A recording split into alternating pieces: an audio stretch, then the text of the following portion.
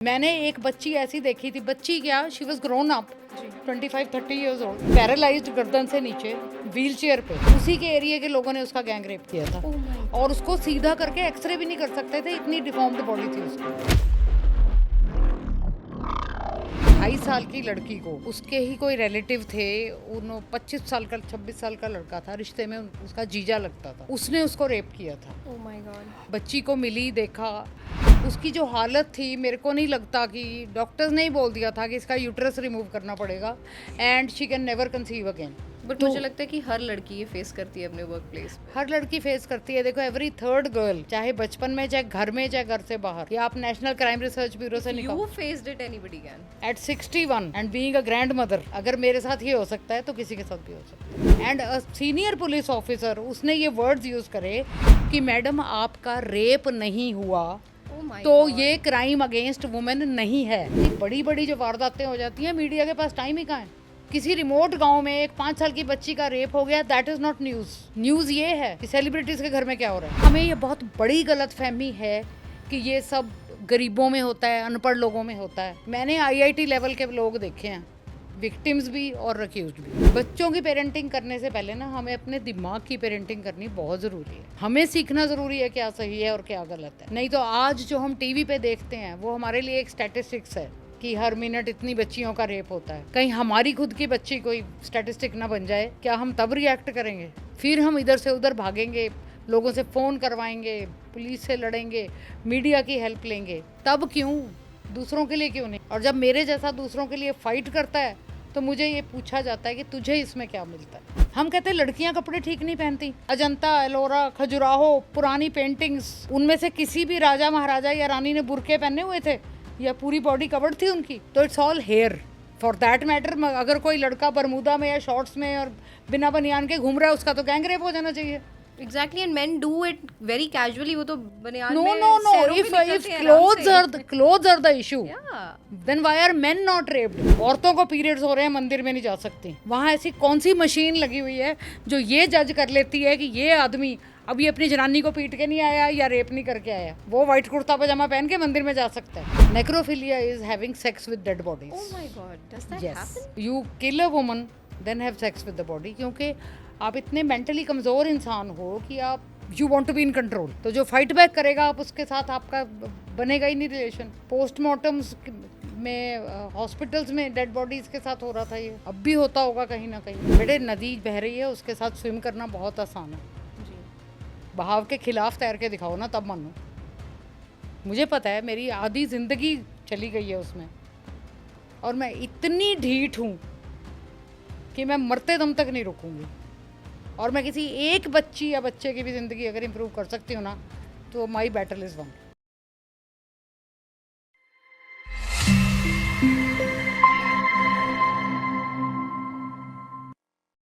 इस पॉडकास्ट पे मौजूद गेस्ट के पॉइंट ऑफ व्यू उनके इंडिविजुअल और पर्सनल पॉइंट ऑफ व्यूज हैं। हमारी इंटेंशन किसी को भी हर्ट करने की नहीं है। सोसाइटी में जो भी होता है, इंसान अलग अलग तरीके से अपनी सोच के माध्यम से उसे सोचता है, और हम भी यही चाहेंगे कि आप इस पॉडकास्ट को एक पॉजिटिव अप्रोच के साथ देखें। Thank you. दी अनफिल्टर्ड, आज आपको मिलवा रही हूँ रेनू माथुर जी के साथ, India's first POCSO grief counsellor. नमस्ते मैम। नमस्कार। कैसे हैं आप? परफेक्ट। अच्छा मैम, जो आपकी प्रोफाइल है वो किस तरीके की सिचुएशंस, किस तरीके के केसेस के साथ डील करती है? देखिए, आपने अभी एक शब्द बोला, पॉक्सो। जी। वो एक्चुअली एक एब्रीविएशन है, that is protection of children from sexual offences, POCSO। जी। तो ये रिसेंटली, कुछ साल पहले ही, ये हमारी सुप्रीम कोर्ट ने, हमारे लॉ मेकर्स ने ये एक अलग पैरामीटर क्रिएट किया है कि जो 18 ईयर्स से कम बच्चे हैं, और वो हम यूजुअली पॉक्सो को कनेक्ट करते हैं लड़कियों के साथ, बट पॉक्सो के विक्टिम्स लड़के भी होते हैं, और काफ़ी बड़ी परसेंटेज है लड़कों की जो विक्टिम्स हैं। जी। तो उनके लिए एक स्पेसिफिक एक प्रोफाइल बनाई गई है कि पॉक्सो के अंडर विक्टिम्स को डील किया जाएगा, एंड पॉक्सो के ही अंडर जो एक्यूज्ड है, जो रेपिस्ट है या जिसने असॉल्ट किया है, उसको पनिश किया जाएगा। अब जो आपने मेरी प्रोफाइल पूछा है उसमें मैंने एक वर्ड यूज़ किया है, ग्रीफ। जी।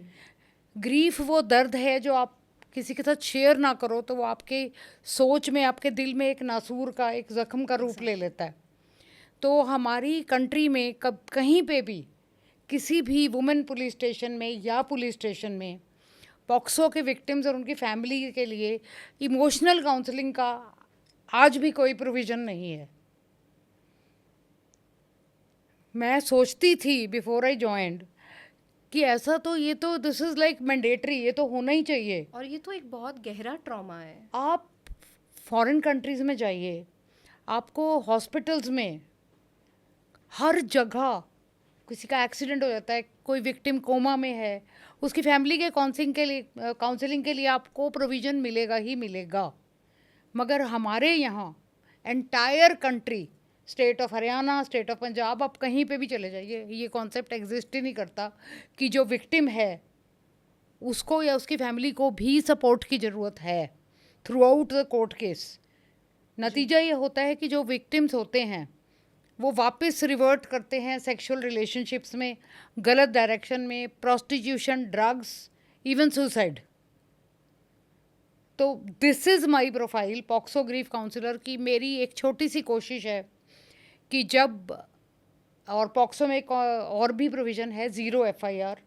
जब किसी बच्ची या बच्चे के साथ कुछ गलत होता है तो ये प्रोविज़न है कि आप कहीं को भी बिलोंग करते हो और उस वक्त किसी भी शहर में हो, आप पुलिस स्टेशन में जाइए और अपनी कंप्लेंट लिखवाइए। ज़ीरो एफआईआर का प्रोविज़न है, विच मीन्स नॉर्मली इन्वेस्टिगेशन के बाद एफआईआर होती है। Okay. In POCSO immediate that very moment FIR register होगी, अरेस्ट होगा या अक्यूज को बुलाया जाएगा, बाद में इन्वेस्टिगेशन होगी। अच्छा मैम, जब हम बच्चों की बात करते हैं, एक बहुत नाजुक सा टॉपिक है ये, है ना?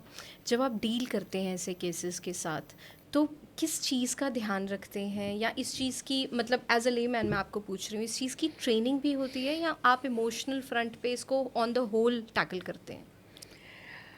देखिए, अभी मैंने आपको बोला ट्रेनिंग तो तब होगी ना जब ये कॉन्सेप्ट होगा। जी, ट्रू। तो आई एम अ हीलर। मैं हमेशा, मेरे ख्याल में 20-22 साल की उम्र से, आप एम्पैथी कह लीजिए या मेरे को इमोशनली बहुत ज़्यादा इन्वेस्टेड कह लीजिए, मैं बच्चों के साथ बहुत कनेक्टेड रही हूँ। तो मेरे लिए बहुत आसान है बच्चों से सच्ची बात कहलवाना, उनसे कम्युनिकेट करना कि जो बातें वो कभी कभी पेरेंट्स और पुलिस को भी नहीं बताते। वही बात कहते हैं ना, आपने क्या कहा ये मैटर नहीं करता, कैसे कहा ये मैटर करता है। तो उन बच्चों से बात करके उनसे उनके मेंटल और इमोशनल लेवल पे जाके आप कम्युनिकेट करोगे तो बच्चा 1 मिनट में नहीं, 1 घंटे में या 1 दिन में सच्चाई बोलेगा। मैम, किस किस तरीके के केसेस से आप डील करती हैं? देखिए, मैंने जो सबसे ट्रॉमेटिक जो मेरा एक्सपीरियंस था, ये हुआ है 3-4 साल पहले की बात है। दैट एक 2.5 साल की लड़की को उसके ही कोई रिलेटिव थे, उन 25 साल का 26 साल का लड़का था, रिश्ते में उसका जीजा लगता था, उसने उसको रेप किया था। ओह माय गॉड। और उस लड़की की, जब मैं तकरीबन रात को 2 बजे मैं हॉस्पिटल गई, बच्ची को मिली, देखा, उसकी जो हालत थी, मेरे को नहीं लगता कि डॉक्टर्स ने ही बोल दिया था कि इसका यूट्रस रिमूव करना पड़ेगा and she can never conceive again. My God. तो अगर वो अक्यूज 10 साल की सज़ा काट के आ भी जाएगा तो वो 25 से 35 साल का हो जाएगा और एक हार्डन्ड क्रिमिनल बन के बाहर आएगा। तो इन चीज़ों को एड्रेस करने का हमारे पास कोई प्रोविज़न नहीं है हमारी कंट्री में। और उस एक इंसिडेंट ने मुझे आज तक अफेक्ट किया है कि कैसे कोई इतनी छोटी बच्ची के बारे में सेक्सुअली या एक मतलब अटैक मोड में कैसे कोई सोच सकता है। तो उस इंसान की साइकोलॉजी और उसकी जो उसके अंदर जो विभत्सता है, जो नेगेटिविटी है, वो कितनी ज़्यादा स्ट्रांग होगी कि उसने इतने छोटे बच्चे को, जिसको कोई शायद नेबर भी जिसके साथ गलत बिहेव ना करे, उसने घर पे साथ के कमरे में लेटे हुए बच्चे के साथ इतनी बड़ी बात कर दी। ट्रू। आप सुन के परेशान हो रही हैं, मैंने देखा है। जी, पता नहीं मैम, कई बार वो लफ्ज़ नहीं इंसान है ना ढूंढ बिल्कुल पाता सच, बिल्कुल कि सच। ऐसा भी होता है, मतलब। बट मगर अगर हम बात करें कि उसी बच्ची के पेरेंट्स तक की, है ना, तो आप उनके साथ भी काउंसिल मतलब आप बैठती हाँ हैं, जी, आप हाँ उनको जी। भी एक मेंटल एड देती हैं? एक्चुअली पता है क्या है, ये किसी भी केस में वैलिड है कि पुलिस की बात ठीक है, कहते वी डोंट, हम लोगों के घरों में नहीं रहते। पुलिस तो तब आएगी ना जब क्राइम हो जाएगा। ट्रू। उसके बाद इन्वेस्टिगेशन होती है, अरेस्ट होते हैं और फाइल टू कोर्ट हो जाती है। जी। ये टू कोर्ट दो वर्ड्स ना मुझे बड़ी तकलीफ देते हैं। विच मीन्स फाइल कोर्ट में चली गई, अब वो जुडिशरी में चली गई, पुलिस की रिस्पॉन्सिबिलिटी ख़त्म, एक्सेप्ट विटनेस और प्रूफ देने के। अब आप ही बताइए, अब वो बच्चा और उसके पेरेंट्स कहाँ जाएं? ट्रू। सोसाइटी उनको जीने नहीं देती, रिश्तेदार उनको भगवान जाने क्या क्या बोलते हैं। उस बच्चे की पेन को, चलो मान लो छोटा बच्चा है, उसकी इम्पैक्ट को नहीं भी समझ रहा, फिजिकल समझ रहा है पेन को, जो लॉन्ग टर्म चीज़ें हैं वो 2-3 साल के बच्चे को नहीं समझ भी आती। The parents. ट्रू। और मैम आज की डेट में जब हम सोशल मीडिया खोलते हैं ना, तो लोगों का एक ही टारगेट होता है कि लड़कियां छोटे कपड़े पहनती हैं, या पहले वो उकसाती हैं, या ताली एक हाथ से नहीं बजती, ऐसी चीज़ें हम सुनते हैं। बट जैसा केस आप बता रहे हैं, उसमें तो मतलब 2.5 साल 3 साल का बच्चा क्या क्या होता कैसे है? फिजिकली किसी को सेक्सुअली अट्रैक्ट करेगा, आप बताओ। Exactly exactly. तो ये सारी दिक्कत सोच में है। बिल्कुल। आपकी जो आप सोचिए कि उस इंसान की दिमाग में उसकी मतलब, मेरे को आपकी बात है, शब्द नहीं मिलते कई बार। वो कहाँ किस लेवल पे वो इंसान सोचता है कि एक छोटी सी बच्ची आपके सामने है और आपके दिमाग में ये चेंज कैसे आ जाता है कि ओके दिस इज़ ओके, ये बच्चा यही सही। आप कैसे इतना गिर सकते हो? कहाँ जाता है आपका वो? इसको आप हॉर्मोन्स पे या उस पर ब्लेम नहीं कर सकते, ये नहीं कर आपकी सकते। सोच है। छोटी बच्ची को नो। अगर हम हार्मोनल चेंज की भी बात करें, तो मतलब मैं बहुत रॉ लैंग्वेज में बोलूँगी कि एक छोटी बच्ची को देखकर भी मुझे नहीं लगता कि कोई ऐसा सोचेगा, या ये सिर्फ मुझे लगता है कि ये गलत सोच नहीं, है। इसका एक रीज़न ये सेक्सुअल फ्रस्ट्रेशन भी है, और हमें ये बहुत बड़ी गलत फहमी है कि ये सब गरीबों में होता है, अनपढ़ लोगों में होता है। मैंने आईआईटी लेवल के लोग देखे हैं, विक्टिम्स भी और अक्यूज्ड भी। Oh my God. तो it is absolutely not about कि गांव में होता है या सर्वेंट्स होते हैं या फल, ये जो लोगों ने कॉन्सेप्ट बनाया हुआ है ना, ये सुप्रीमली गलत है। इस ट्राई सिटी में मैं इतने लोगों से मिली हूँ जिनके साथ घरों में ये चीज़ें हुई हैं, 90% तो बाहर आने ही नहीं देते।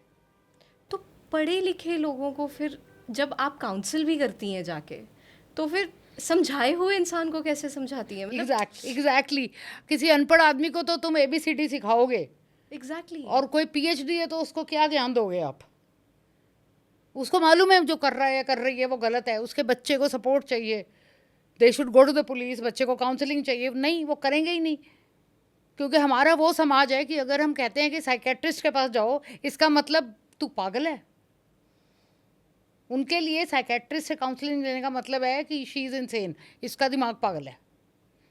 तो मैम फिर ऐसे अगर हम बच्चों की बात करें, तो ये चाइल्डहुड ट्रॉमास बन जाते हैं, और बाद में जाके ये बहुत तरीके के रूप लेते हैं, यस। है ना? तो आपके पास ऐसे केसेस भी आते हैं जो बच्चे बहुत ट्रॉमेटिकली अपना चाइल्डहुड देख चुके हैं? एक मेरे पास लड़का आया था, ही वॉज अराउंड 27, 27 एक साल का था, उसकी मैरिज फिक्स हुई थी। जी। वो मेरे को कहता, मैम जब मैं 6-7 साल का था, मेरी मदर और मैं ट्रेन में जा रहे थे, तो काफ़ी रश था, तो ऊपर वाली बर्थ पे दे वो सम 50-55 साल के कोई जेंटलमैन होंगे जो सो रहे होंगे। दैट सिंपल थिंग लाइक, बहन जी इसको मेरे पास लिटा दो, male male. So the mother said, बेटा कोई बात नहीं, तो अंकल के पास लेट जाओ। पूरी रात उस आदमी ने बच्चे का मुंह दबा के उसको सेक्सुअली असॉल्ट किया। वो लड़का मुझे ये कहता कि मैम मेरी एंगेजमेंट हुई है, शादी होने वाली है, और मैं इस चीज़ से इतना ट्रॉमेटाइज्ड हूँ कि मुझे लगता है मैं अपनी वाइफ के साथ फिज़िकली आगे बढ़ ही नहीं पाऊँगा। मुझे 6 महीने लगे उस लड़के की काउंसलिंग में। फिर उसकी फियांसे को बुलाया, सारी बातचीत हुई, बहुत मुश्किल से वो मतलब उस चीज़ में से बाहर आया। अब मैम आप काउंसलर हैं, आपके पास आकर लोग बात कर सकते हैं, पर ऐसे कई लोग होंगे जो खुलना भी नहीं चाहते उन टॉपिक्स पे अगर कुछ हुआ हो लाइफ में, तो ऐसे इंसान के लिए आपका क्या मैसेज रहेगा? मतलब there will be people watching you right now जो अपने दिल में काफ़ी चीज़ें लेकर बैठे जो होंगे मैं life में। हमेशा कहती हूँ, मैंने हाथ बढ़ाया है, आपको हाथ बढ़ा के पकड़ना आपका कदम है, उसके बाद मैं आपको चलना सिखा दूंगी। I will reach out, but आपको भी वो कदम उठाना पड़ेगा। पहला स्टेप ले लो, बाकी का रास्ता मैं आपको सपोर्ट कर दूंगी। आपने अभी एक बात बोली कि हमारे पास बहुत सारे प्रोविजंस अभी नहीं हैं, तो अथॉरिटीज़ के पास एक्चुअली क्या प्रोविज़न है इन चीज़ों को लेकर, और आप मतलब किन चीज़ों को सोचती हैं कि ये होना चाहिए, that this is very important? देखिए, हमारे हर डिस्ट्रिक्ट में, हर स्टेट में, पैन इंडिया जहाँ तक मेरी नॉलेज है, देर आर इंस्टीट्यूट्स। आजकल ऑर्फनेज और ये वर्ड्स बोलना इज़ नॉट पॉलिटिकली करेक्ट, तो देर आर इंस्टीट्यूट्स जो बच्चों के केयर के लिए, जिनको चाइल्ड केयर इंस्टीट्यूट भी बोलते हैं, दे एग्जिस्ट। जी। मगर फिर उसमें वो, आपको याद है वो अपना घर वाला एक केस हुआ था, that lady is in jail. वो बच्चों को ही आगे, जी। She use to like mismanage the, yes. तो point is that child care institutes हैं, ऑर्गेनाइजेशंस हैं, 18 साल तक बच्चों को पढ़ाने के लिए, उनको शेल्टर देने के लिए सब कुछ होता है, उनके bank accounts, Aadhaar card, everything is in place. पर मैं आज आपके माध्यम से, जी। बिना चिल्लाए मगर ऊंची आवाज़ में एक सवाल पूछना चाहती हूँ कि जब वो बच्चे 18 साल के हो जाएंगे, उसके बाद वो कहाँ जाएंगे? जी। क्योंकि एक ही चीज़ को करने के लिए 10 डिपार्टमेंट बने हुए हैं। ये सेंटर, वन स्टॉप, सुकून, भगवान जाने क्या क्या बना हुआ है। सेम चीज़ डिफरेंट मैनर में 10 ऑर्गेनाइजेशंस कर रही हैं। डोंट यू थिंक कि एक ऑर्गेनाइजेशन में तुम स्टाफ ज़्यादा इंक्रीज करके स्ट्रीमलाइन तरीके से वो करो, मगर 18 साल से बड़े बच्चों को सोसाइटी में वापस रीइंटेग्रेट करने के लिए आपको उनको एजुकेशन देना ज़रूरी है, कोई स्किल सेट देना ज़रूरी है। ये कैसे हो सकता है कि आप बच्चे को 18 साल की एज तक बच्चे को मोबाइल नहीं दे रहे, आप ओके। कंप्यूटर एक्सेस सुपरवाइज दे रहे हो, विच इज़ ओके, उसमें मैं कोई गलत नहीं समझती। जी। मगर जब बच्चे में कोई स्किल्स ही नहीं है, सोशली कैसे इंटरैक्ट करना है, अपने से बड़े लोगों के साथ, बॉयज़ गर्ल्स, कैसे आपने बात करनी है, क्या करना है, तो वो बच्चे को 18 साल पे अगर एकदम समाज में आप छोड़ दोगे, वो बच्चा कहाँ जाएगा? और मुझे लगता है कि ऐसे तो उसका ट्रॉमा भी हील नहीं हुआ होगा। कुछ भी नहीं होता। कुछ भी नहीं होता। कई बार तो वही बच्चे ह्यूमन ट्रैफिकिंग में फंस के पुलिस के थ्रू दोबारा आ जाते हैं। ओह माय गॉड। अब आप हर बच्चे को तो, creates a yes, it's a very very vicious cycle. मतलब एंगर, गुस्सा ना बड़ा छोटा शब्द है, अगर आप ये चीज़ बोलें तो। जी। अगर आप एकदम से बाहर जाते हैं, आपके पास कोई नौकरी नहीं है, कोई परिवार नहीं है जाने के लिए, कुछ नहीं है, तो आप क्या करेंगे जाके? आप सिर्फ दरवाज़ा खोल के बच्चे को सड़क पे तो नहीं खड़ा कर सकते ना कि जाओ। ट्रू। ट्रू। प्रोविजन है, करोड़ में बजट्स हैं, काम करने की नीयत होनी चाहिए। ये सबसे बड़ी हमारे कंट्री में और कुछ स्टेट्स में तो ये बहुत स्पेसिफिक और बहुत इंटेंस प्रॉब्लम है। अच्छा मैम, जब आप रेस्क्यू ऑपरेशंस करते हैं ऐसे सेंसिटिव केसेस के, तो is there a protocol that you follow? आपको लोग बताते हैं, या ये कुछ खुद आपकी भी रिसर्च या आपकी भी चीज़ें होती हैं, या आपके भी सोर्सेज होते हैं?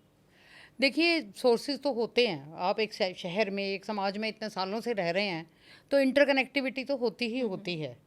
मगर जो प्रोटोकॉल जिसे आप बोलते हैं, उसमें देखिए, या तो विक्टिम और उसकी फैमिली आती है पुलिस स्टेशन में, जी। देन काउंसलर्स या जो भी हमारे जैसे लोग हैं, हमें कॉल दी जाती है। जी। उस टाइम फिर चाहे आधी रात हो, चाहे सुबह के 3 बजे हो, वी इमीडिएटली गो। ओके। ठीक है, बच्चे का मेडिकल चेकअप होता है, पूरी प्रॉपर कंप्लेंट, सब कुछ होता है। उसके बाद मेरा रोल आता है दैट वो बच्चा और उसकी फैमिली, जब तक ये सब कुछ हो रहा है, फिर police investigation, the entire thing, हम उनको कैसे मेंटली स्ट्रेस फ्री कर सकते हैं या स्ट्रेस रिड्यूस कर सकते हैं, और उनके अंदर वो गिल्ट आप पैदा ही ना होने दो कि ये आपके बच्चे का कसूर है। ट्रू। क्योंकि I can't do a rescue alone, legally it is not okay, क्योंकि उसमें फिर पुलिस इन्वॉल्व है, डॉक्टर्स इन्वॉल्व हैं, सारा there is a whole process. जी जी जी। तो जो मेरा रोल है उसमें to being present at that time, और बाद में जितना हो सके या जब तक फैमिली को रिक्वायरमेंट महसूस होती है, वी डील विद दिस। अच्छा मैम, बाई चांस अगर कोई ऐसा केस हो जिसमें मेडिकली भी प्रूव ना हो सके कोई चीज़, मतलब मे बी उस लेवल तक, जिस लेवल तक वो सज़ा का एक वो बन जाए, है ना, एक पात्र बन जाए, तो उस चीज़ में क्या होता है? देखिए, पॉक्सो में अगर आप सड़क चलती लड़की का दुपट्टा भी खींच देते हैं और वो अंडर एज है, तो वो पॉक्सो के अंडर आता है। ओके। ओनली प्रॉब्लम इज शिकायत करो। शिकायत करो। कई बार ऐसा होता है कि इंसान कहता है कि कैसे प्रूव करेंगे, क्या इंसान को, मुझे लगता है कि लीगल प्रोसीजर से इतना डर लगता है बहुत कि ज़्यादा खाकी वर्दी देख के हमारी प्राण सूख जाते हैं, क्योंकि मैं ये मान के चलती हूँ, कोई भी डिपार्टमेंट, कोई भी प्रोसेस गलत नहीं होता, गलत लोग होते हैं। हम कहते हैं पुलिस ऐसी है ना, इंडिविजुअल पुलिस वाला गलत हो सकता है, पॉलिटिशियन इंडिविजुअल सिविल सर्वेंट, कभी भी सिस्टम को ब्लेम ना करो, इंडिविजुअल गलत होता है। हम किसी को 1000 रुपया देते हैं कि मेरा ये काम कर दो, अगर वो हम कहते हैं वो रिश्वत लेता है, तो हम भी तो रिश्वत दे रहे हैं ना, तो वो दैट चेंज इज डिजायर्ड। अब आप अलग अलग जनरेशन्स को देख चुकी हैं इस प्रोफेशन में, है ना, तो आपको जनरेशनल बिहेवियर ऐसा दिखता है बच्चों में कि मतलब पहले अलग तरीके की चीज़ों से डील करना पड़ता था, अब अलग तरीके की चीज़ों से डील करना पड़ता है? कुछ टाइम पहले सुप्रीम कोर्ट की एक रूलिंग आई थी, मुझे नहीं पता आपने पढ़ा कि नहीं पढ़ा, कि बच्चों में संस्कार डालने के लिए और उनको पॉजिटिव माइंडसेट देने की जिम्मेवारी टीचर्स की नहीं है, ओके। सिर्फ पेरेंट्स की है।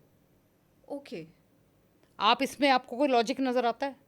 आपका बच्चा 6:30 बजे घर से बस में बैठता है, 7-8 बजे स्कूल पहुंचता है, entire day the child is in school with teachers and अपने एज ग्रुप के बच्चों के साथ। उसके बाद वो घर आके हरिडली खाना खाता है, ट्यूशन कोचिंग सेंटर।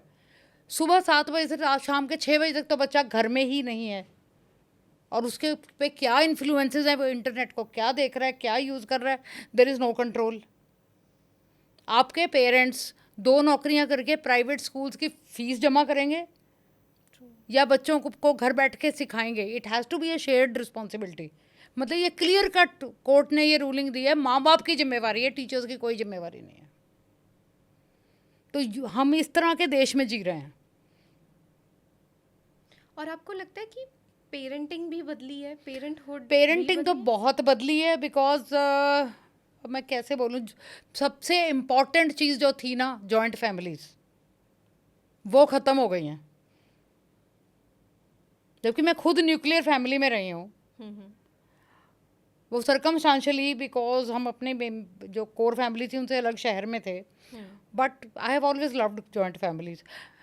बच्चे सब कुछ सीख जाते हैं, बोलना, चलना, शैतानी, हेल्थ, हर कॉन्सेप्ट बच्चा सीख जाता है। दादी, नानी, मासी, बुआ, that whole concept is gone. अब तो अगर आपके पेरेंट्स भी साथ में रह रहे हैं तो आप उसको जॉइंट फैमिली बोलते हैं। और अब तो लोग हमारा एक पे एक भी नहीं पे भी आ गए भाई हैं। बहन के लिए भी नहीं लोग वो करते हैं। ट्रू। वो only child is lonely child में ना बच्चे बहुत चीज़ें हैं जो नहीं सीखते। और आपको लगता है कि सिंगल चाइल्ड होना भी ट्रॉमेटिक होता है? नहीं, ट्रोमेटिक ऐसा कुछ नहीं होता, इट डिपेंड्स ऑन आप अपने बच्चे को क्या प्लेटफॉर्म देते हो और कैसे सिखाते हो। मगर coming back to the subject of children and parenting, बहुत कम पेरेंट्स हैं जो आजकल देखो लड़कियों को पीरियड्स 9-10 साल की एज में स्टार्ट हो जाते हैं, yes. और वो बच्चा मेंटली बच्चा होता है। जी। ट्रू। आप उस छोटे से बच्चे को मेंस्ट्रुअल हाइजीन क्यों होता है ये सब कैसे बताओगे? तो you have to guide the child कि उस प्रोसेस के थ्रू कि ह्यूमन बॉडी ये चेंजेस आती हैं, ऐसे होता है, ऐसे होता है। Teach her in a fun way and teach, लड़कों को सिखाओ कि दिस इज़ ओके। ट्रू। बीच में मैंने मतलब इंटरनेट पे ही मैं ये सोच रही थी और मतलब मैंने काफ़ी टाइम पहले ये चीज़ देखी भी है कि लोग कहते हैं कि हम अपनी लड़कियों को सिखाएंगे कि कैसे कपड़े पहनने हैं, क्या करना है, पर सबसे पहले लड़कों टेल की योर सोच बॉयज टू बदलनी ग्रो है। अप। बहुत ज़रूरी है। ट्रू, लड़कों की सोच बदलनी बहुत ये ज़रूरी कल ही मैं एक टीवी सीरीज देख रही थी, स्पेशल विक्टिम्स यूनिट. है। Okay, it is about sexual crimes only. Okay, उसमें बहुत सारी ये चीज़ें थी दैट गाइडेंस बहुत ज़्यादा ज़रूरी है. और अगर वेस्टर्न कॉन्सेप्ट में ये बातें डिस्कस हो रही हैं तो इट इज़ हाई टाइम हम भी स्टार्ट करें. जी। क्या हम इंतज़ार करेंगे कि हमारे किसी फैमिली मेम्बर के साथ रेप हो या कोई सेक्सुअल असॉल्ट हो? ट्रू।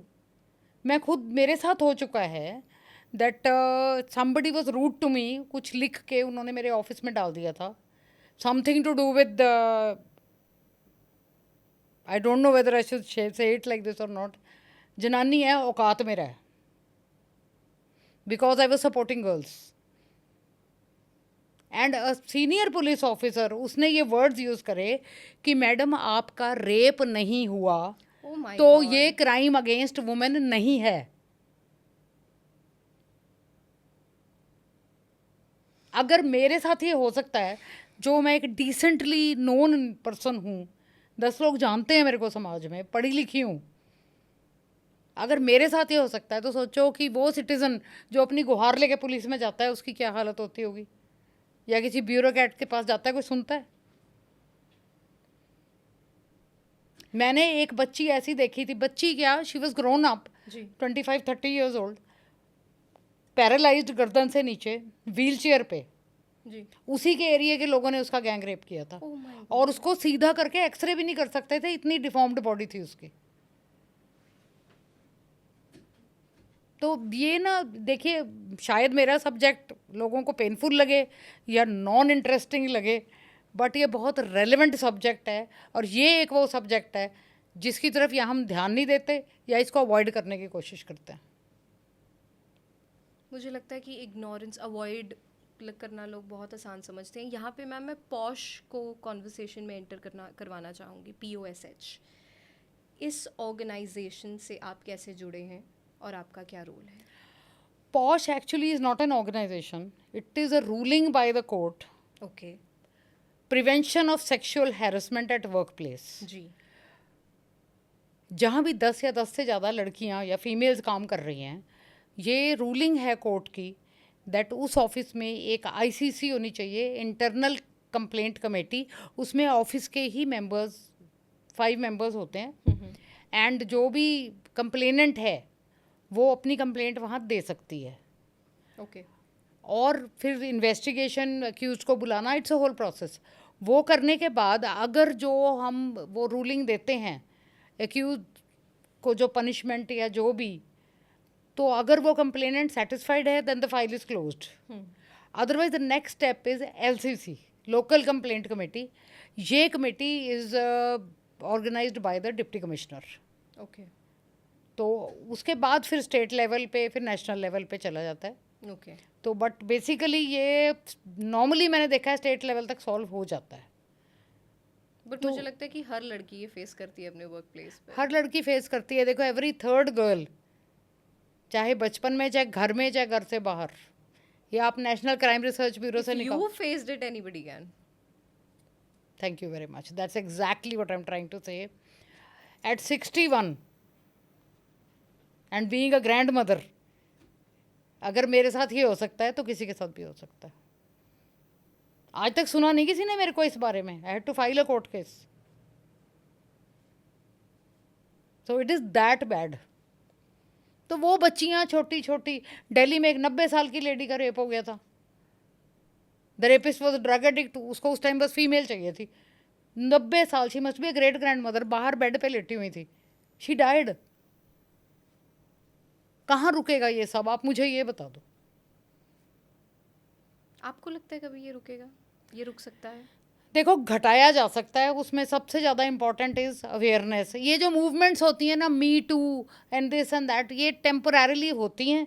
फिर कोई इंसिडेंट होता है. एंड आपने एक चीज़ नोटिस करी है, मदर्स डे, फादर्स डे, कोई सेलिब्रेशन, कुछ भी, कोई अखबार उठा के देख लो, 90% फलानी एक्ट्रेस या एक्टर ने कैसे सेलिब्रेट किया अपनी मदर के साथ, फलाने पॉलिटिशियन ने कैसे किया. एवरेज सिटीजन कहाँ पे है?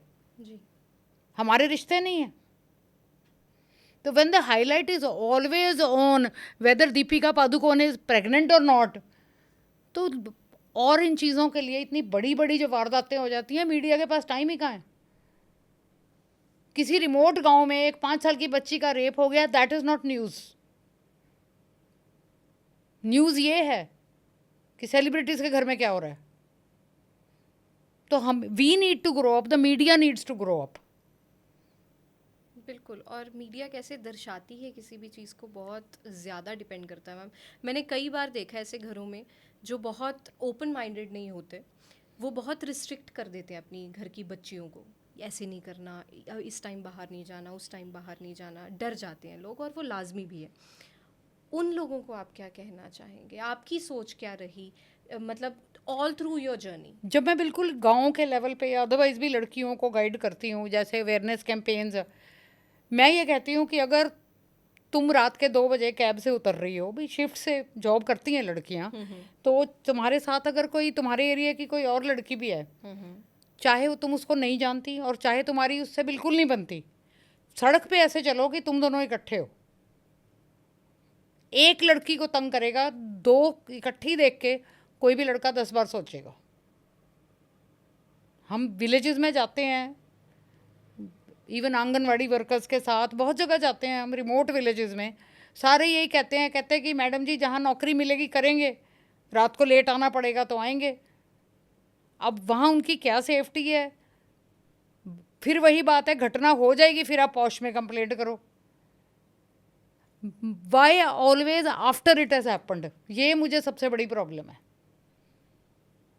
एग्जैक्टली. और मैं लिटरली अथॉरिटीज़ से ना इस वक्त आई एम सो एंग्री. मेरा बस चले तो मैं जो कहना चाह रही हूँ ना, देयर शुड बी 2 चीज़ें होनी चाहिए जो मैंने सीखी हैं पढ़ के, ऑब्जर्व करके. एक वो जो मैं आपको स्पेशल विक्टिम्स यूनिट कह रही थी, जी जी जी. एक ऐसी टास्क फोर्स होनी चाहिए जिसमें पुलिस हो, ब्यूरोक्रेट हो, हमारे जैसे काउंसलर्स हों, लॉयर्स हों, 3-4 लोग हों, ताकि रेगुलर बेसिस पे हम अवेयरनेस कैंपेन्स करें, जेन्युइनली करें. और अगर कोई केस आता है डोमेस्टिक वायलेंस का या अब्यूज़ का या सेक्सुअल वायलेंस का, तो हम वो पहले हमसे मिलें, उनको प्रॉपर गाइडेंस हो, उनको प्रॉपर सपोर्ट हो कि अगला कदम कैसे लेना है. बिल्कुल. The other is behaviour analysis. Of camera जब हम बात कर रहे थे, मैंने आपसे एक बात बोली थी, साइकोपैथ, सोशियोपैथ, ये वो लोग होते हैं जो इमोशनलेस होते हैं. इनको कोई फ़र्क नहीं पड़ता बच्चे की, लड़की की एज क्या है, जेंडर क्या है बच्चे का. अगर इन्होंने उस टाइम वो करना है, चाहे वो सेक्सुअल असॉल्ट है चाहे मर्डर है, वो करेंगे. You can't stop them. जी. तो ये सबसे पेनफुल एस्पेक्ट है. और मान लो हम ट्राई सिटी में ही भी हैं, अगर हम इसको भी ले लें, 3 शहरों को, उससे आगे तो बहुत लंबी बात है. कितनी कोऑर्डिनेशन है पुलिस डिपार्टमेंट्स की आपस में. आप चंडीगढ़ में मर्डर करके मोहाली में आके रह लीजिए, 6 महीने बाद आप पंचकूला शिफ्ट कर लीजिए, फिर आप अम्बाला चले जाइए, कोई फिंगरप्रिंट्स का डेटाबेस, कोई कुछ भी ऐसा मुझे तो नज़र आया नहीं. अगर है तो आई विल बी थैंकफुल. होना चाहिए. डेंटल रिकॉर्ड्स, फिंगरप्रिंट्स, कुछ एग्जिस्ट ही नहीं करता हमारे सिस्टम में. तो आप कैसे क्रिमिनल को पकड़ेंगे, कैसे अपनी बच्ची के रेपिस्ट को अरेस्ट करवाएंगे और अपने बच्चे को इंसाफ दिलवाएंगे आप, कैसे? 2 बार आप पुलिस स्टेशन चले जाओ, तीसरी बार आपको बेवकूफ़ कहना शुरू कर देते हैं. निर्भया का केस याद है आपको? जी. आई एम सॉरी, आपको शायद लग रहा होगा मैं बहुत गुस्से में हूँ. नहीं नहीं मैम, बट ये चीज़ें मुझे बहुत, आपका रेज समझ सकती हूँ, ये तकलीफ देती हैं ये चीज़ें. आपको मालूम है निर्भया के केस में 6 लोग इन्वॉल्व थे जी, जिनमें से एक सो कॉल्ड नाबालिग था. जी, जुवेनाइल. जी. हाँ, that juvenile was just 2 months short of Yes. Maturity. और उस जुवेनाइल को गवर्नमेंट ने रीसेटल किया है, उसकी आइडेंटिटी चेंज करके. और निर्भया पे जो असॉल्ट हुआ था उसमें सबसे जो हाइनेस हरकतें थी वो उसी लड़के की थी. मतलब मैं 3-4 दिन तो यही नहीं सोच पाई और सो पाई ये सोच के कि there was an iron rod involved. And नहीं, दैट बॉय तो, दैट सो कॉल्ड नाबालिग, ही तो put his hand inside the girl और उसके इंटेस्टाइन्स बाहर. इसको तुम रीसेटल कर रहे हो साउथ में जाके। एंड मैम मैंने ना डॉक्यूमेंट्री देखी है निर्भया कांड की, आई एम फ्रॉम दिल्ली, मैंने बहुत क्लोजली ये केस देखा है। एंड यू नो उस केस में जो जिसने किया है ये सब कुछ है ना, वो कहता है कि मुझे कोई दिक्कत नहीं पछतावा है। नहीं हाँ, है। वो राम सिंह या जो भी था वो, पहले वो हाँ। पहले वो ऐसे ऐसे चिपक चिपक के क्यों बैठ रही थी, ऐसे क्यों बात कर रही थी, ऐसे नहीं करना चाहिए था। तो वो सोच तो बदलती ही नहीं कई केसेस में। And the beauty of the entire scenario, the lawyer, या पीपल आर डिफेंडिंग। नो, वो कहता अगर मेरी लड़की होती मैं पेट्रोल डाल के जला देता। उसने ऑन कैमरा ये स्टेटमेंट दिया है। वो जो वकील, वो गर्ग नरवाणा या somebody, मैं बाकायदा नाम ले रही हूँ उसका, और उसके सारे क्लाइंट्स रेपिस्ट हैं। ऐसे बहुत लोग हैं हमारी सोसाइटी में जो who make money out of crime. And that too इतना ब्रूटल क्राइम, राइट? मतलब यू आर सेइंग मैं अपनी खुद की लड़की को जला देता, तो इस तरह का आदमी किस तरह का ब्रेनलेस वंडर होगा, आप खुद सोच लो।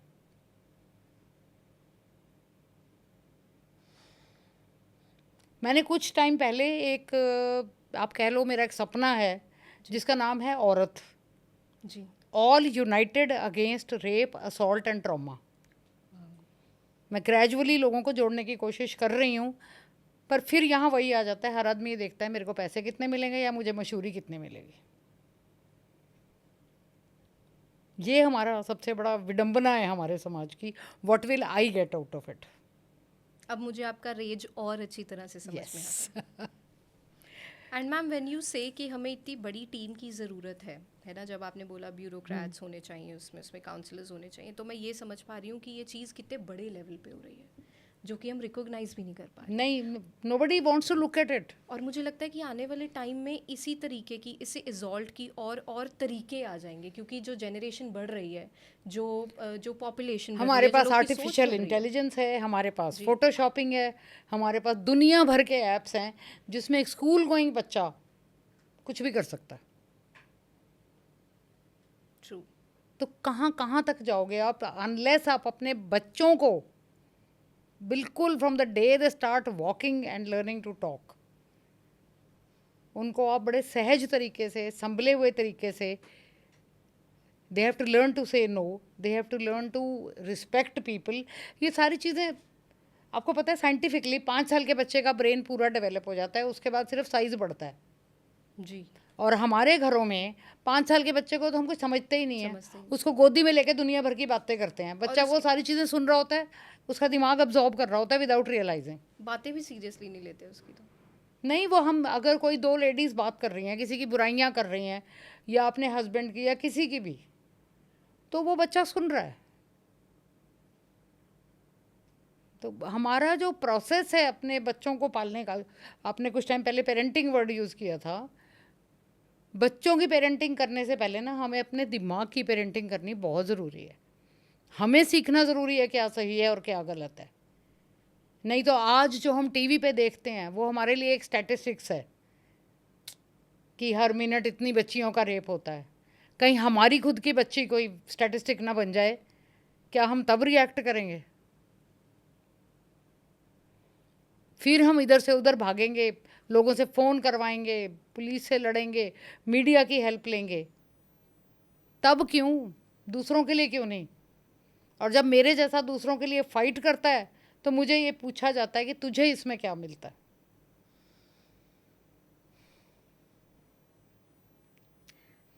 हम टॉपिक लड़कियों पे ही रखा हमने अभी तक, है ना, बट आपने इस कॉन्वर्सेशन की शुरुआत में एक लड़के का एग्जांपल दिया था। लड़के भी इस ट्रॉमा से निकलते हैं, मैं इस चीज़ को ज़रूर छेड़ना चाहूँगी।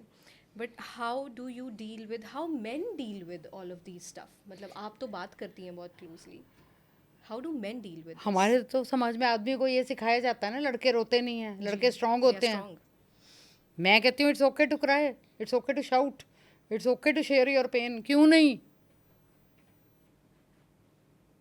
मैं तुम्हारे या किसी लड़के के, दोनों में से किसी को भी अगर डंडा लगाऊं, मारूंगी, तो दर्द तो दोनों को बराबर होगा ना।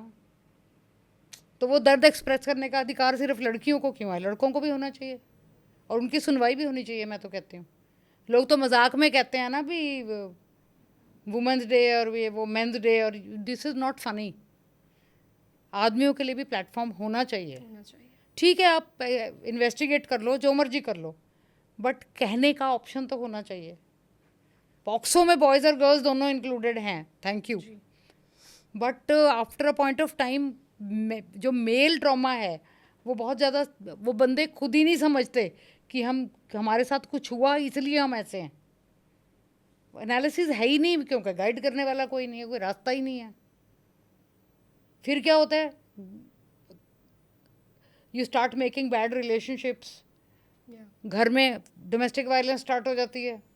अपना गुस्सा कहीं तो निकालोगे, शराब पी के बीवी को पीटोगे। तो ये बहुत सारी चीज़ें इंटरकनेक्टेड हैं, और ये इनकी शुरुआत या बचपन में या घर के माहौल में होती है। True.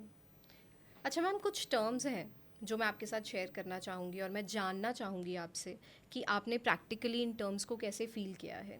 The first term is incest. Okay, incest is sexual relationship between two people जिनका खून का रिश्ता है, या एटलीस्ट क्लोज फैमिली बॉन्ड। और कोविड में तो स्पेसिफिकली, बट अदरवाइज भी ये सबसे ईजीली विक्टिम्स मिल जाते हैं। अब अगर एक 2-3 साल का बच्चा है और उसके मामा चाचा मौसा कोई भी हैं, एवरेज फैमिली मेम्बर कहेगा कि मैं फलानी जगह होके आ रहा हूँ, आप ये आपके पास खेल रहा है। जी, ये नॉर्मल हमारी फैमिलीज में होता है। बिल्कुल बिल्कुल। और जो लोग इन बच्चों को सेक्सुअली असॉल्ट करते हैं, वो सबसे पहले उनको ये डराते हैं कि हम तुम्हारी मम्मी को मार देंगे, तुम्हारे डैडी को गोली मार देंगे। तो एक 3-4 साल का बच्चा तो वैसे ही डर जाएगा, फिर वो एक रिपीट विक्टिम बन जाता है। फिर वो मना नहीं कर पाता, क्योंकि उसको पता है अगर मैंने अंकल की बात नहीं मानी तो अंकल मेरी मम्मी को कुएं में फेंक देंगे या मेरे पापा को गोली मार देंगे। उतने छोटे बच्चे की सोच का दायरा भी उतना ही होता है। तो अगर वो बच्चा 5-6 साल की उम्र से 15-16 साल तक असॉल्ट हो रहा है, तो कई बार वो विक्टिम से कन्वर्ट होके क्रिमिनल बन जाता है। He does the same thing. Incest सबसे इनविजिबल और सबसे डेंजरस एस्पेक्ट है चाइल्ड अब्यूज़ का। और आपने कोविड में ऐसे केसेस देखे? कोविड में तो it was every second day, क्योंकि बंद हो गए थे सब अपने अपने घरों में। इनसिक्योरिटी इतनी ज़्यादा थी कि पता नहीं कब ख़त्म होगा, हमारी नौकरियां बचेंगी कि नहीं। और जो लोग एक दूसरे के साथ लिमिटेड टाइम बिताते थे वो 24/7 हो गए एक दूसरे के साथ। वो साइकोलॉजी ने बहुत डैमेज करा है लोगों को। मैम, अगली टर्म है पेडोफिलिया। What is paedophilia? आपने पीडियाट्रिशियन वर्ड सुना है? जी तो पीड मीन्स चिल्ड्रन। जी। तो फिलिया इज समथिंग जैसे कहते हैं ना, जिसको नज़दीक देखो, और फोबिया जिसके देखो, फोबिया डर है। डर है। Philia and phobia are opposite to each other. जी। So paedophilia is affinity to children. Okay. कुछ लोग ऐसे होते हैं जो सेक्सुअली सिर्फ प्यूबर्टी के एज ग्रुप से नीचे के बच्चों के साथ रिलेशनशिप बना सकते हैं, उससे बड़े बच्चों के साथ दे कैन नॉट। उनकी bodies do not work. And they work with children. So वहाँ पे एक तो पैरेलल एस्पेक्ट इंसेस्ट आ गया उसका। जी। दूसरा, ज़्यादातर वो जैसे पड़ोस के अंकल या कोई बच्चे को चलती हुई कार में आप बच्चे को उठा के ले गए और 2 दिन उसको कहीं रखा, ये सब करके सेक्सुअली उसको असॉल्ट करके फिर छोड़ दिया। तो paedophilia is sexually attacking children 12-13 साल की उम्र से कम। और ये बिलीव इट और नॉट बहुत कॉमन है। और इसमें बच्चे बता पाते हैं? नहीं बता पाते, नहीं बता पाते। उनको पता ही नहीं है कि ये है क्या। कई लोग बच्चों को ड्रिंक करा देते हैं ज़बरदस्ती। और लॉट ऑफ इनके पैरामीटर्स बहुत सारे हैं, पर पीडोफिलिया फॉर यूएस वगैरह में तो सेक्सुअल ऑफेंडर्स का एक रजिस्टर होता है, वो हर पुलिस डिपार्टमेंट के पास होता है। तो अगर आपने कहीं घर खरीदा है या घर रेंट पे लिया है तो you will be A registered sex offender, वो सारों को पता होगा। ओके। हाँ, यहाँ तो ऐसा कोई कॉन्सेप्ट ही नहीं है। You can rape, you can murder, you come out on bail और अपनी ज़िंदगी आराम से काट रहे हो। और कई बार मैम मैंने ना घरों के माहौल में देखा है कि पेरेंट्स इन्जॉय यू नो बूजिंग, वो बैठे होते हैं and they call their children and they से ये ले पी के देख, मतलब अल्कोहल पी के देख, Yes, and they enjoy that stuff. मतलब लोग, आपको लगता है कि एक छोटे से बच्चे के सामने ये माहौल बनाना एंड ऐसा कुछ करना is really, it effects his mind. मैंने आपको थोड़ी देर पहले यही बोला था कि जो बच्चों के सामने जो चीज़ें करोगे, you drink is a different matter, you tell your child to try to drink, you are setting a bad example. और एक और सबसे गलत बात और सबसे कॉमन बात, पापा आपको कोई मिलने आया है, कह दे पापा घर में नहीं है। You are teaching your child कि झूठ बोलना is okay.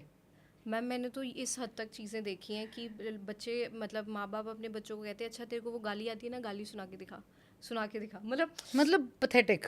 That is pathetic. And वो छोटी मोटी गाली भी नहीं, माँ बहन की हाँ। गाली सिखाते हैं अपने बच्चों को, एंड जब वो बोलते हैं वो खुश होते हैं पेरेंट्स की, चल गाली निकाल के दिखा। हाँ देखो साडा मुंडा। हाँ देखो साडा मुंडा, and they everybody around is laughing. वो इंजॉय करते हैं उस मोमेंट को कि हाँ देखो। आपको शायद मेरा कॉन्सेप्ट समझ में आ रहा है कि जो चीज़ें गलत है ना, हम उनको इंजॉय करते हैं, और जो चीज़ें हमें इम्प्रूव करनी है या सही करनी है, उन के बारे में हम सोचते भी नहीं है। उसके लिए कुछ करना तो बहुत दूर की बात है। और इसका काम बहुत, जैसे हम कहते हैं ना, जड़ों से शुरू हो रहा है। तो मतलब it's from the very beginning जब इस चीज़ पे काम करना ज़रूरी है। और मैम मेरी नेक्स्ट टर्म है नेक्रोफिलिया। What is necrophilia? देखो, necro is dead, okay. necrophilia is having sex with dead bodies. Oh my god, does that Yes. happen? More common than you think. पहले मर्डर करके, ये तो अभी recently शायद यहाँ पे भी कुछ हुआ था, you kill a woman then have sex with the body, क्योंकि आप इतने मेंटली कमज़ोर इंसान हो कि आप you want to be in control.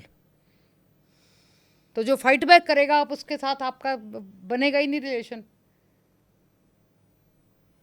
पोस्टमार्टम्स में, हॉस्पिटल्स में डेड बॉडीज़ के साथ हो रहा था ये, अब भी होता होगा कहीं ना कहीं। नेक्रोफिलिया तो बहुत ज़्यादा कॉमन है। Really? मतलब इट इज़ सच ए, मतलब जो सुन रहे होंगे और आप भी, आपको लग रहा है कि ये कैसे, एग्जैक्टली, मतलब मतलब mind में अनबिलीवेबल बहुत है, कुछ आ जाता है। अनबिलीवेबल है, बट एग्जिस्ट करता है। और इस चीज़ का पता कैसे चलता है, मतलब आप रिकग्नाइज कैसे करते हैं कि ऐसा हुआ है? अनलेस आपके पास कोई वीडियो है या कुछ ऐसा है, कहीं पे कोई सीसीटीवी है या कुछ है, it is very difficult to find a necrophiliac. ये बहुत बड़ा मतलब ट्रेजेडी है हमारे समाज की कि हम ये चीज़ों पे, एक तो हमने देखो ऑर्गेनाइज तरीके से काम नहीं करते हैं हम। जी। अगर सेक्सुअल असॉल्ट्स हैं तो एक कांस्टेंट सेटअप होना चाहिए, एक डिपार्टमेंट होना चाहिए, डिफरेंटली क्वालिफाइड लोग होने चाहिए। बट नो, रेप होगा, असॉल्ट होगा, इसने ये कर दिया, इसने वो कर दिया, पुलिस ये कह रही है, इन्वेस्टिगेटिंग ऑफिसर ये कह रहा है, it goes on and on and on, जितने में विक्टिम या तो बस हो जाती है उसकी, या वो सुसाइड कर लेते हैं, या कुछ ना कुछ गलत कर लेते हैं। और मुझे ऐसा लगता है कि हम इस सोच के बीच में रहते हैं कि ऐसे सिनेरियो में भी इंसान यही बोलेगा कि वो तो मरी हुई लाश थी ना। How does that matter? May be yes, कि लाश का क्या बिगड़ गया। एग्जैक्टली। आप एक बात बताओ, किसी की डेथ होती है और आप उसको शमशान घाट लेके जा रहे हो, और गलती से किसी का हाथ लग जाए और वो बॉडी ज़मीन पे गिर जाए, हम उसी में सदमे में आ जाएंगे। एग्जैक्टली। हमारे रीति रिवाज, हमारा ये, हमारा वो, और एक लिटरली एक लाश के साथ को एक इंसान रेप कर रहा है, उस इंसान की सोच क्या होगी और तुम्हारी सोच क्या है कि तुम उस चीज़ को बर्दाश्त कर रहे हो, होने दे रहे हो समाज में? कौन हो आप? एग्जैक्टली। हम इतनी बातें जो डिस्कस कर रहे हैं ना, ये सब हैं कॉज, और इनके इफ़ेक्ट ये हैं कि हमारा समाज आगे जाने के बजाय पीछे जा रहा है। हम कहते हैं लड़कियां कपड़े ठीक नहीं पहनती, अजंता, एलोरा, खजुराहो, पुरानी पेंटिंग्स, उनमें से किसी भी राजा महाराजा या रानी ने बुर्के पहने हुए थे या पूरी बॉडी कवर्ड थी उनकी? तो it's all here. For that matter अगर कोई लड़का बरमूदा में या शॉर्ट्स में और बिना बनियान के घूम रहा है, उसका तो गैंग रेप हो जाना चाहिए। Exactly, and main do it very casually. वो तो बनियान No, में no, no. सैरों पे If निकलते हैं आराम से। clothes are the issue, Yeah, then why are men not raped? exactly. लड़की स्विमिंग पूल में स्विमिंग सूट ही पहनेगी ना, साड़ी तो नहीं पहनेगी। उसने स्विमिंग सूट पहना, उसकी बॉडी, उसके रिंकल्स, उसका फलाना, उसका ये, और वही जो इंटरनेट पे ट्रोलिंग करते हैं और लड़कियों पे कमेंट्स देते हैं, वो खुद चाहे दुनिया भर के मोटे हों, बदसूरत हों, जो मर्जी हो, no comment on anybody's personality, but आईने में खुद को देख के कुछ भी टाइप करो। Just because you're invisible does not mean कुछ भी बकवास करो। ये बहुत सारी चीज़ें हैं बच्चे, बहुत सारी चीज़ें हैं जो इंटरकनेक्टेड हैं। Exactly. और मुझे एक पर्सन बता दो जो ऑर्गेनाइज तरीके से इस पे काम करने को तैयार है। मुझे एक नेता बता दो किसी भी स्टेट का जो जंतर मंतर पे जाके इस सब्जेक्ट को लेके धरने पे बैठा हो।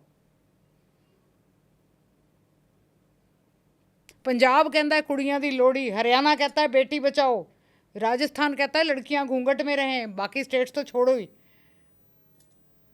कर क्या रहा है कोई? मुझे लगता है कि वी हैव फेल्ड। अगर हमारे कंट्री में ऐसे स्लोगन बन रहे हैं कि बेटी बचाने के कगार पे है, we have failed as a society. And the best part, female shooter so and so, female first female pilot, हमें फीमेल वर्ड मेंशन करने की ज़रूरत क्या है? एग्जैक्टली। वो क्वालिफाइड है, वो अपना जॉब कर रही है। Gender should not matter, why do we have to highlight? यानी हम मानते हैं कि बेचारी लड़कियां, शुक्र है अब इनको मौका मिल रहा है, या हम मान रहे हैं ना। And you are right, as a society we have failed. We have failed. और मुझे लगता है कि मैम आजकल की डेट में जब हम वुमेन एम्पावरमेंट जैसे इश्यूज़ की बात करते हैं, टॉपिक्स की बात, भरे भरे टॉपिक्स की बात करते हैं, मैंने कितनी जगह देखा है कि एक लेडी ही एक लेडी की सबसे बड़ी दुश्मन होती है। There are women that you know they कैसे मैं किस एग्जैक्ट शब्द का यूज़ एक हाई कोर्ट की फीमेल लॉयर ने ये रूलिंग दी थी कि अगर उस लड़के ने इस लड़की की सलवार उतार दी तो ये सेक्सुअल असॉल्ट नहीं है, क्योंकि उसने उसको रेप नहीं किया। This was a ruling from a high court female जज। तो आई डोंट नो हम कहाँ जा रहे हैं, हम क्या कर रहे हैं, God only knows. And from God, औरतों को पीरियड्स हो रहे हैं, मंदिर में नहीं जा सकती। वहाँ ऐसी कौन सी मशीन लगी हुई है जो ये जज कर लेती है कि ये आदमी अभी अपनी जनानी को पीट के नहीं आया या रेप नहीं करके आया, वो वाइट कुर्ता पजामा पहन के मंदिर में जा सकता है, लेकिन औरत मंदिर की पुजारी नहीं हो सकती। क्योंकि हमारे जितनी पुराने ग्रंथ हैं 99% आदमियों ने लिखे हैं जी। और हमारे जितने पंडित पुजारी जो भी रिलीजियस गुरुज दुनिया भर के, प्रिडोमिनेंटली मेन।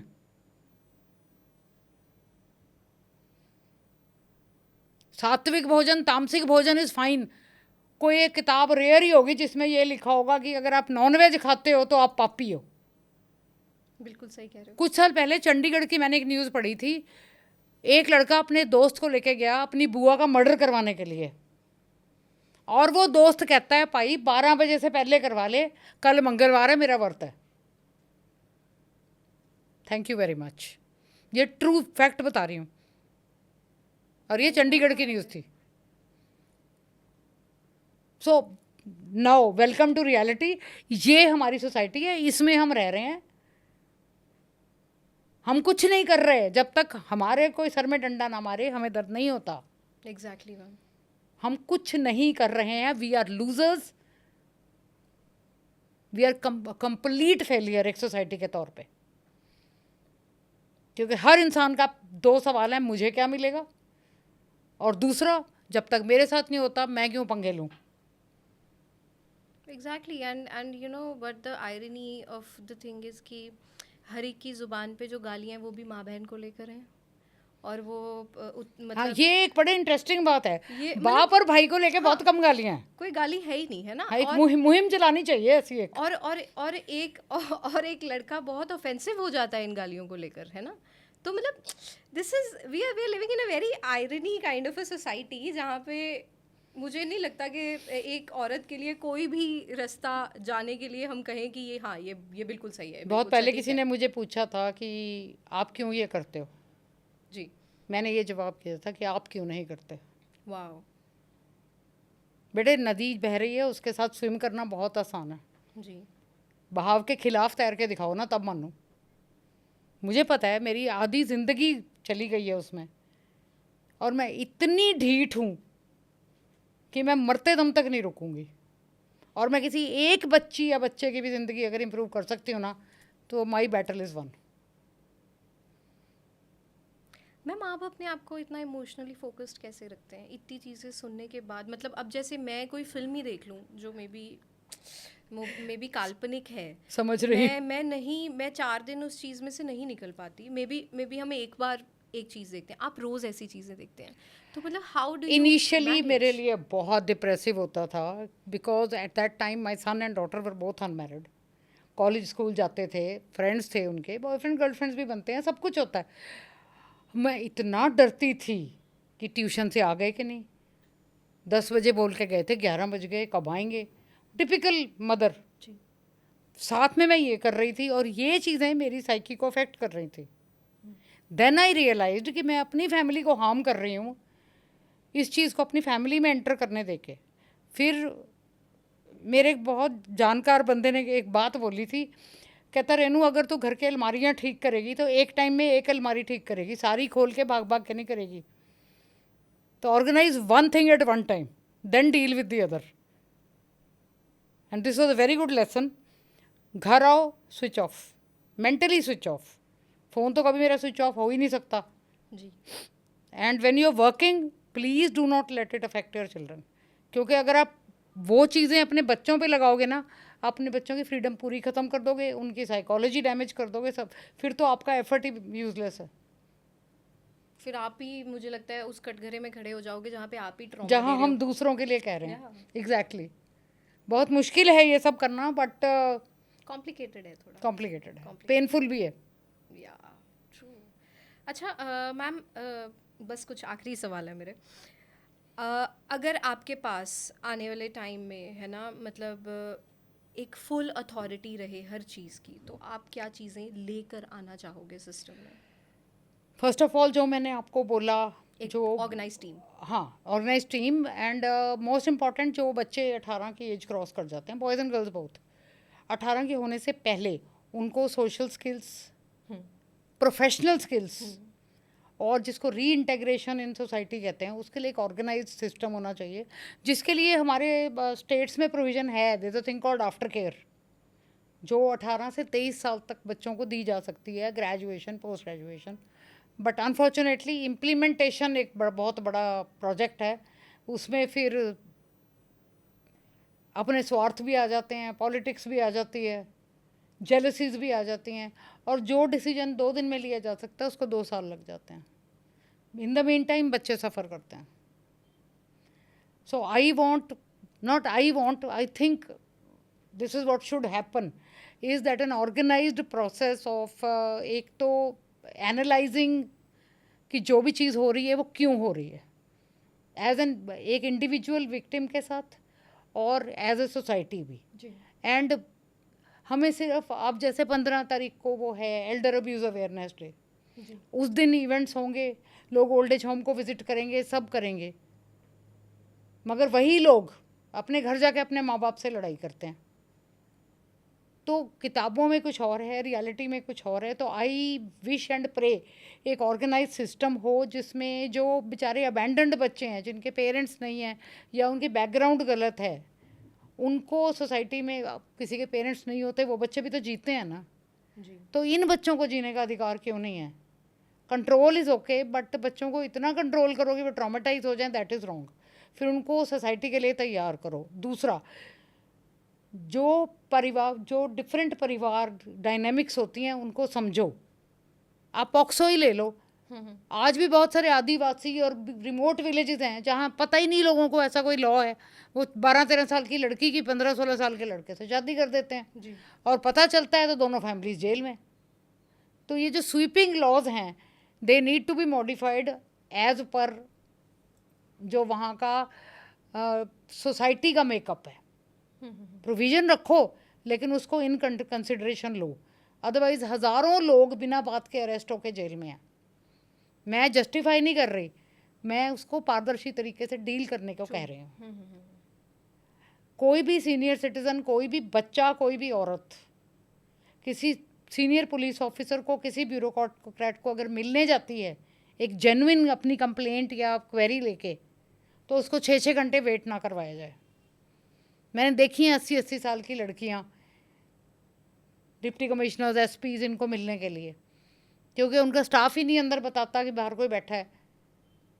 85 ईयर्स की लेडी सीढ़ियाँ चढ़ के 3 फ्लोर सवेरे 11 बजे से शाम को 4 बजे तक बैठी रही, उसको किसी ने नहीं मिलने दिया ऑफिसर से। क्यों? मीटिंग चल रही है। तो फिर लोगों का ट्रस्ट टूटता है अथॉरिटीज़ से। So we need an organised task force, we need connectivity various cities का जो डेटाबेस पहली बात होना चाहिए। और तीसरा मोस्ट इम्पॉर्टेंट, जो मैं सेक्स ऑफेंडर्स लिस्ट कह रही थी, उसका कोई इंडियनाइज्ड वर्जन इनको क्रिएट करना चाहिए। हमें तब तक इंतज़ार नहीं करना कि हमारे बच्चे उस इतने डैमेज हो जाएं कि वो उस नुकसान से उबर ही ना पाएँ। मैं फिर कहूँगी कि हम हाथ बढ़ा रहे हैं, तुम हमारे साथ चलने को चलो, तरीका हम बता देंगे। मैं मैम अपने करियर में कई लोगों से मिली हूँ जो कई अच्छी डेजिग्नेशंस पे हैं, बट मुझे कई बार उनको देखकर ये लगता है कि शायद ये डिज़र्व नहीं करते। But you are one of those people जो जहाँ पे हैं उससे भी ऊंचा दर्जा और डेजिग्नेशन डेफिनेटली डिज़र्व करते हैं। The things are in right hands. और मैं ये नहीं बोलूँगी कि मैं बहती नदी को देखकर ये बोलूँगी कि बहुत सुंदर बह रही है, बहुत सुंदर लग रही है। मैं आपके साथ बिल्कुल ऑपोजिट चलना पसंद करूँगी। आपको कभी भी ऐसा लगे कि I can be of any help, absolutely तो मैं एब्सोल्युटली। ज़रूर, मतलब आपकी बातें सुनकर मैं ही नहीं, मुझे लगता है कि ऐसे बहुत लोग होंगे जो इस टाइम पे ये सोच रहे होंगे कि हम आपके साथ कैसे जुड़ सकते आप जो सोसाइटी में दर्जे की बात कर रहे हैं ना, अगर आपके मन में या सुनने वाले जो लोग हैं उनके मन में वो मेरी बात को समझ के, अगर उनके मन में रिस्पेक्ट का दर्जा मिलता है ना, वो मेरी अचीवमेंट है। नॉट कि मैं सोसाइटी में या अथॉरिटीज़ में कहाँ खड़ी हूँ। मेरे लिए आपकी सोच, आपका दिल और आपकी रिस्पेक्ट ज़्यादा मैटर करती है। It was an honour to have you and भगवान करे कि आपका काम कम हो जाए, ऐसे केसेस कम हो जाए। ट्रू, मैं ऑफिशियली रिटायर हो सकूँ। मैं डेफिनेटली यही बोलूँगी कि it should be a better world to live in. It has to be, it's Yeah. Already too late. या it's already too late. And thank you कि आप इतना कुछ कर रहे हैं। और मैं जाते जाते भी यही बोलूँगी कि हम में से कोई भी आपके किसी भी काम आ पाए, Thank we are you. Always there ma'am. Thank you so much. Thank you, thank you, thank you. So this was the unfiltered. अगले एपिसोड में एक और शख्सियत से मुलाकात होगी।